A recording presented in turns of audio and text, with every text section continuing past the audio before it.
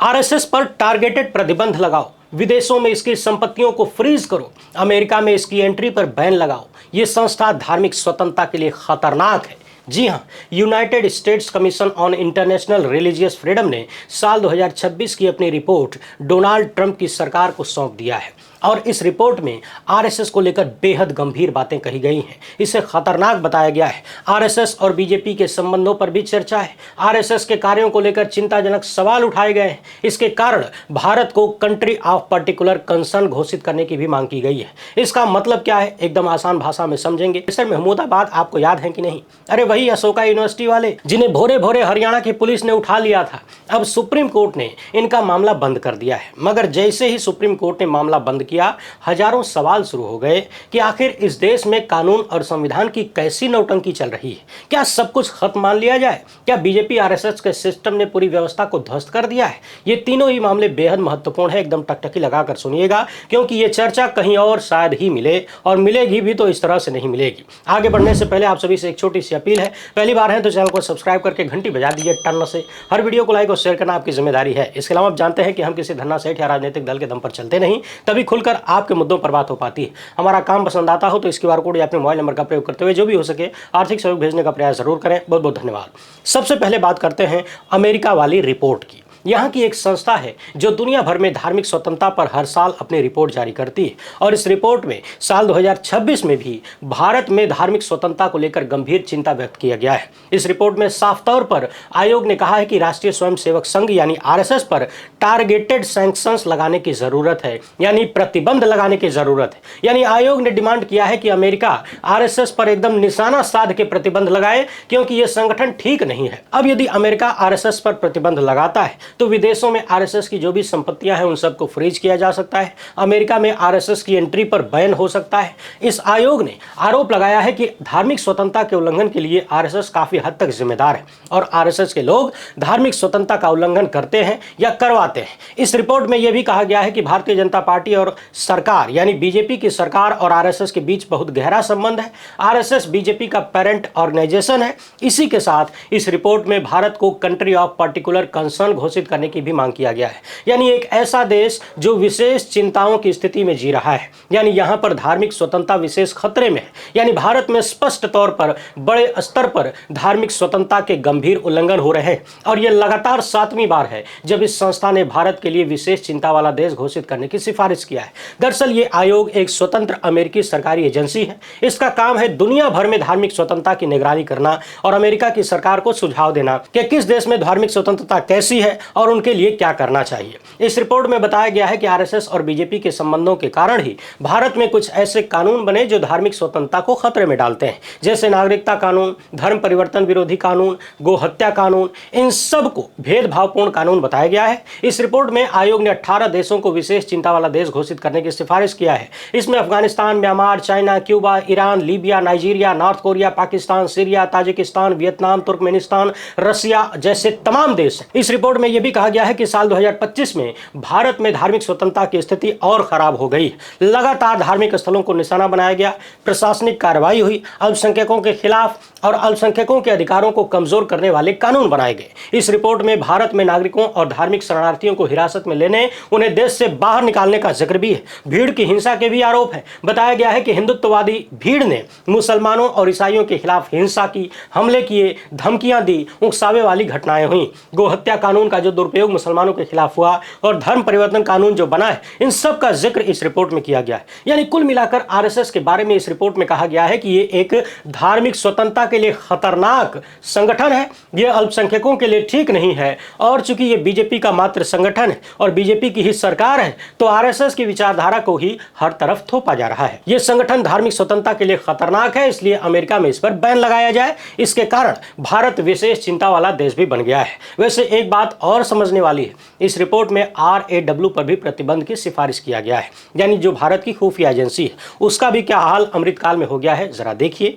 आरोप लगाया गया है कि कि ये एजेंसी धार्मिक स्वतंत्रता के उल्लंघनों को बढ़ावा देती है। साल 2025 में भी भारत की इस एजेंसी पर प्रतिबंध लगाने की सिफारिश किया गया था और कारण बताया गया कि एजेंसी कथित तौर पर सिख अलगाववादियों के खिलाफ हत्या की साजिश में शामिल रही। आपको याद होगा कि जून 2023 में कनाडा में निज्जर की गोली मारकर हत्या कर दी गई। वहां के प्रधानमंत्री ने बाकायदा संसद में कहा था कि भारत के एजेंटों की संभावित भूमिका की जांच हो रही है। हालांकि भारत ने इन आरोपों से इनकार किया। उधर अमेरिका में भी इस तरह के आरोप भारत पर लगते रहे। कहा गया कि एक भारतीय नागरिक ने अमेरिका के एक हिटमैन को किराए पर लेने की कोशिश किया। उसका नाम था निखिल गुप्ता।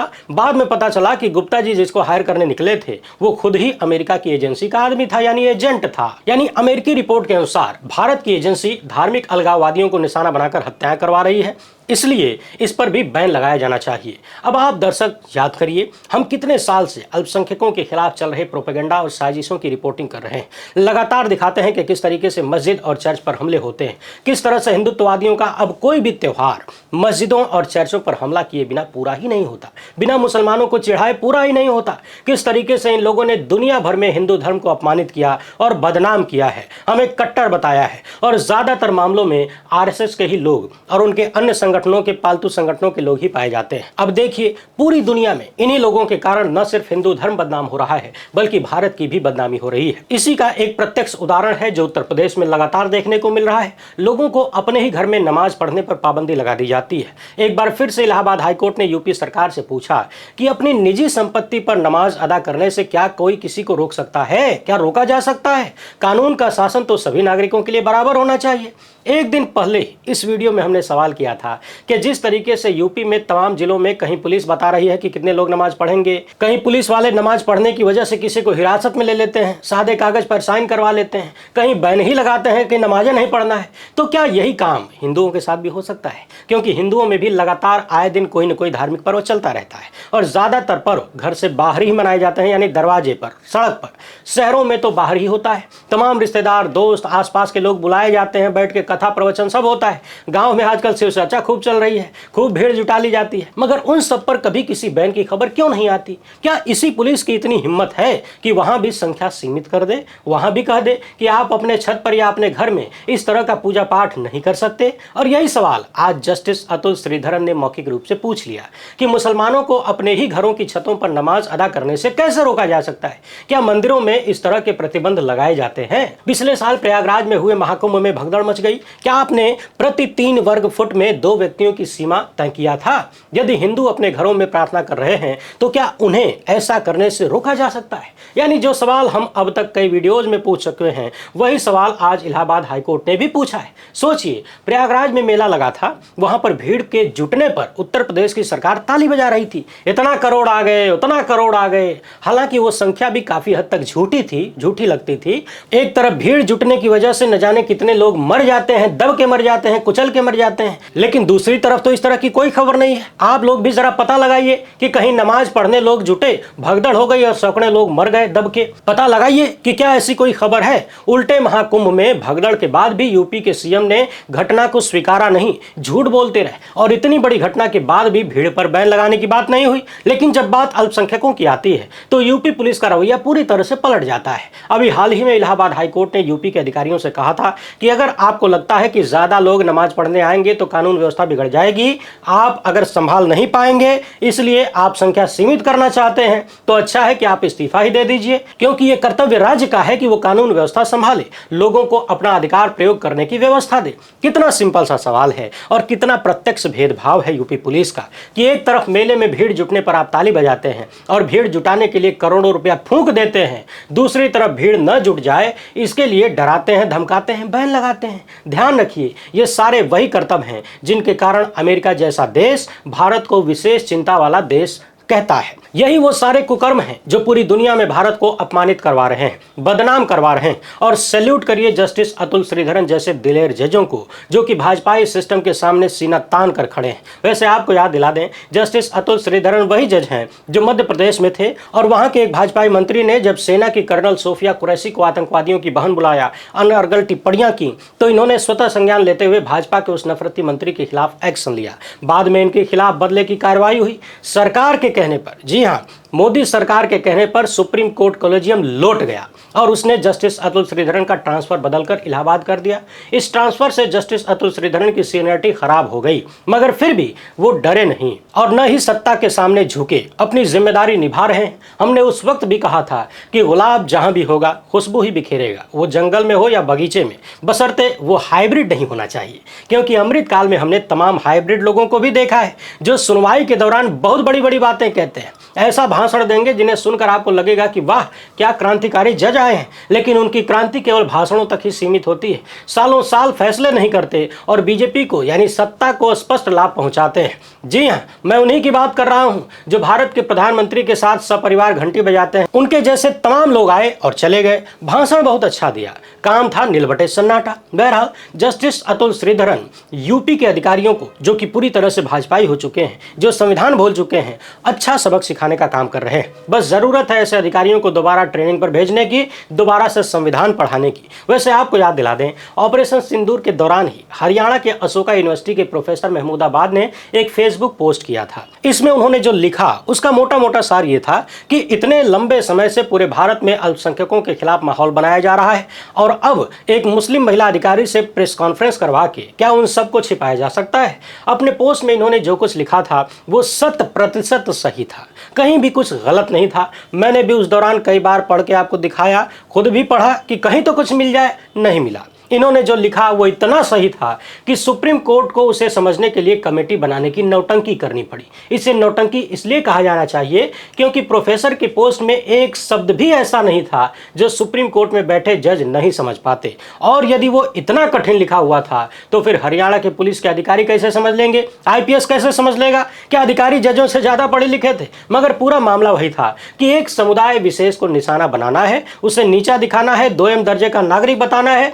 पिछले 12 साल का पूरा रिकॉर्ड यही रहा है कि जिसको डराना धमकाना चुप कराना है उसके खिलाफ फर्जी मुकदमे करो, उसे जेल में डालो, महीनों तक जेल में सड़ाते रहो, फिर मुकदमे को टाल दो या फिर मुकदमा वापस ले लो और या फिर मुकदमा चलाने की अनुमति ही मत दो। यानी फाइनल टारगेट होता है महीनों तक टॉर्चर करना। अब देखिए, हरियाणा की सरकार ने प्रोफेसर महमूदाबाद के खिलाफ मुकदमा चलाने की मंजूरी नहीं दिया है, यानी मना कर दिया है कि हम इनके खिलाफ कोई मुकदमा चलाना नहीं चाहते।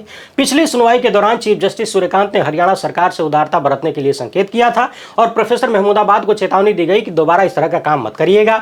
अब सवाल यह बनता है कि अगर प्रोफेसर महमूदाबाद ने कुछ गलत ट्वीट किया था तो फिर हरियाणा की सरकार उनके खिलाफ मुकदमा क्यों नहीं चलाना चाहती? यदि उन्होंने देश के खिलाफ कुछ लिखा था, देश को तोड़ा था, तो फिर ऐसे व्यक्ति के खिलाफ मुकदमा क्यों नहीं चलना चाहिए? और यदि उन्होंने कुछ गलत नहीं लिखा था तो फिर सुबह सुबह प्रोफेसर महमूदाबाद को गिरफ्तार क्यों किया गया? उनकी तमाम चीजों को जब्त क्यों किया गया? किस आधार पर यह सब कुछ हुआ? अब तक तो यही सरकार कह रही थी कि महमूदाबाद की पोस्ट से देश की संप्रभुता और अखंडता को खतरा पैदा हुआ है। क्या अब वो खतरा खत्म हो गया? क्या नौटंकी चल रही है? इस मामले में 2 FIR हुई थी। एक हरियाणा राज्य की महिला आयोग के अध्यक्ष ने शिकायत किया था, दूसरी ग्राम पंचायत की शिकायत पर मुकदमा दर्ज हुआ था। सवाल यह है कि जो बात सुप्रीम कोर्ट के जज लोग नहीं समझ पा रहे थे वो एक ग्राम पंचायत की से समझ गई कि उसने मुकदमा दर्ज करवा लिया। उसी हरियाणा में आए दिन महिलाओं के खिलाफ कितने अपराध हो रहे हैं, जरा पता लगाइए कि हरियाणा राज्य महिला आयोग कितना एक्टिव रहता है। उसी हरियाणा की तमाम महिला खिलाड़ियों ने यौन शोषण के आरोप भाजपाई नेताओं पर लगाए थे। जरा पता लगाइए इस आयोग ने क्या किया, कहां तक उन बेटियों का साथ दिया। लेकिन यहां बेसिर पैर की बात को लेकर ये लोग एक्टिव हो गए, मुकदमा दर्ज करा दिया। हमने पहले दिन इस मामले में कहा था कि यह सिर्फ परेशान करने, टॉर्चर करने और डराने धमकाने की साजिश है, ध्यान भटकाने की साजिश है। अंत में सब पीछे हो जाएंगे और देखिए वही हुआ। सवाल है कि क्या सुप्रीम कोर्ट को यह नहीं दिख रहा है कि किस तरीके से एक अच्छे खासे प्रोफेसर को सच लिखने के लिए इतनी लंबी परेशानी झेलनी पड़ी? इतने महीनों का जो मानसिक, आर्थिक, सामाजिक टॉर्चर प्रोफेसर महमूदाबाद को मिला है उसके लिए जिम्मेदार कौन है? क्या यह कानून और संविधान का मजाक नहीं है कि आप किसी को भी यूं ही उठाकर मुकदमे लाद दीजिए, गिरफ्तार कर लीजिए, पूरे परिवार को टॉर्चर कीजिए? सवाल है कि कोर्ट ने जो 3 वरिष्ठ IPS अधिकारियों की विशेष SIT बनाया था उस SIT ने क्या किया? उसने क्या समझा? क्या उस SIT को कुछ मिला? और नहीं मिला तो क्या उस SIT ने यह भी नहीं कहा कि हरियाणा की पुलिस ने गलत मुकदमा दर्ज कर लिया? एक प्रोफेसर को जो कि मुसलमान थे उन्हें जानबूझकर फंसाया गया। यानी कुल मिलाकर अमृत काल में जो भी बोलेगा, मुंह खोलेगा, सवाल करेगा, उसको इसी तरह से बेमतलब फर्जी मुकदमे करके महीनों सालों तक आर्थिक और मानसिक रूप से टॉर्चर किया जाएगा, बाद में छोड़ दिया जाएगा। और यह सारा टॉर्चर देश की जनता के टैक्स के पैसे से ही होगा। यूं ही नहीं पूरी दुनिया में भारतीय लोकतंत्र की स्थिति खराब होती जा रही है। वैसे लोकतंत्र से याद आया, पत्रकारों की हालत भी कैसी हो गई है। रवि नायर का ही केस देख लीजिए। खोजी पत्रकार हैं, असली वाले 56 इंची हैं, भाषण वाले नहीं। इन्होंने द वाशिंगटन पोस्ट के लिए एक रिपोर्ट तैयार किया था। इसमें बताया गया था कि भारतीय अधिकारियों ने साल 2025 में एक प्लान बनाया था कि कैसे LIC का लगभग 3.9 अरब डॉलर अडानी ग्रुप के धंधे में लगा दिया जाए, यानी देश की जनता का पैसा अडानी के लाभ के लिए लगा दिया जाए। अब इसे लेकर अडानी ग्रुप पत्रकार रवि नायर के पीछे पड़ गया। फिर गुजरात क्राइम ब्रांच ने इनको नोटिस भेजा। इसी नोटिस के खिलाफ रवि नायर सुप्रीम कोर्ट पहुंचे थे, तो सुप्रीम कोर्ट ने इनकी याचिका को सुनने से ही इनकार कर दिया और कह दिया कि आप पहले हाई कोर्ट जाइए। सुप्रीम कोर्ट में जस्टिस विक्रमनाथ और जस्टिस संदीप मेहता की बेंच के सामने यह मामला गया था। पत्रकार रवि नायर के वकील आनंद ग्रोवर ने कहा कि अडानी ग्रुप रवि नायर के खिलाफ 3 मुकदमे शुरू कर चुका है। यह सिर्फ और सिर्फ एक पत्रकार को डराने, धमकाने और परेशान करने की कोशिश है। सीधे सीधे अभिव्यक्ति की स्वतंत्रता का मामला है। मगर सुप्रीम कोर्ट ने पूछा कि आर्टिकल 32 के तहत आप सुप्रीम कोर्ट कहां आ गए? अरे पहले हाई कोर्ट जाना चाहिए था ना।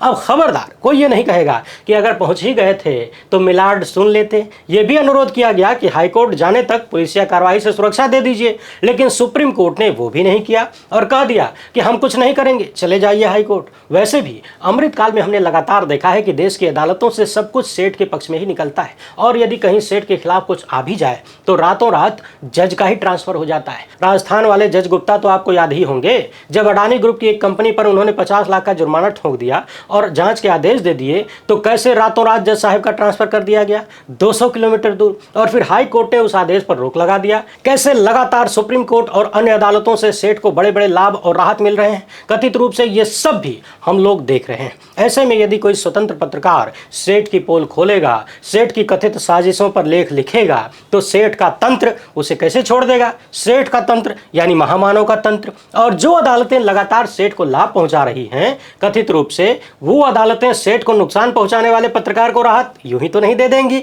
वही तो दिख रहा है। हाल ही में एक और रिपोर्ट आई थी जिसमें बताया गया कि अडानी ग्रुप ने भारत के तमाम स्वतंत्र पत्रकारों पर ढेर सारे खर्चीले मुकदमे लाद दिए हैं, ताकि पत्रकार उसी में उलझकर रह जाए और इनके खिलाफ पत्रकारिता न कर पाए, इनकी पोल न खोल पाए। और आप तो जानते हैं स्वतंत्र और ईमानदार पत्रकार आर्थिक रूप से कितना मजबूत होता है बेचारा। 3-5 वाला होता तो स्वतंत्र रूप से काम नहीं कर पाता, वो तो सेठों के आगे बिछा रहेगा। इन सारी चीजों का ही परिणाम है कि पूरी दुनिया में भारत की बदनामी हो रही, लोकतंत्र में हमारी रैंकिंग खराब होती जा रही है, मीडिया की आजादी में भी रैंकिंग खराब होती जा रही है, बद से बदतर है, धार्मिक स्वतंत्रता के मामले में भी बदनामी बढ़ती जा रही है। मगर टेंशन मत लीजिए, इन सब के लिए एक बार जोर से बोलिए थैंक यू फलाने जी। वीडियो पसंद आई हो तो ज़्यादा से ज़्यादा लोगों तक पहुँचाएं। पहली बार है तो चैनल को सब्सक्राइब कर लीजिए। हमसे जुड़ने के लिए बहुत बहुत धन्यवाद। जय